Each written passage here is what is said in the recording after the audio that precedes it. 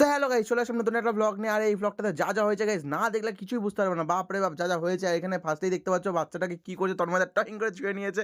আর এখানে রোহিত দা আর তন্ময়দা মিলে একদম পুরা রেডি হয়ে আছে সেটআপ নিয়ে। আর দাদা তো একদম পুরা ফিল নিয়ে একদম জোশ নিয়ে পুরা কাজ করে একদম পুরা জোশ নিয়ে। আর এখানে বাচ্চাগুলো দেখো ড্রোন দেখে পাগলের মতন করতেছে ও। আর ড্রোনটা উপরে যায় যা হইলো গাইস কি বলবো, সেই সিনেমেটিক শট নিয়ে নিয়েছে একদম, একদম সেরা একদম বাচ্চাগুলো একদম পাগলার মতন করতেছিল ড্রোনটা দেখে।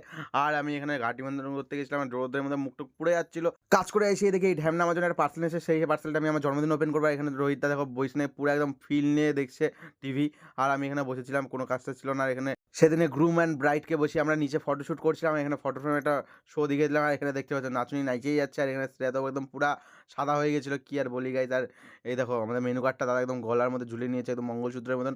আর আমার দিদি খাওয়ার প্লেট দেখলে পরে একদম লাল করে ওটা একদম পুরা ল্যাক করতেছিল। যাই হোক, এখানে খাওয়া-দাওয়া নষ্ট-ফষ্ট করে আমরা বাড়ি চলে আসলাম গাইস। দেখে নাও, কিছু মনে করো না। টাটা গাইস, দেখা হচ্ছে।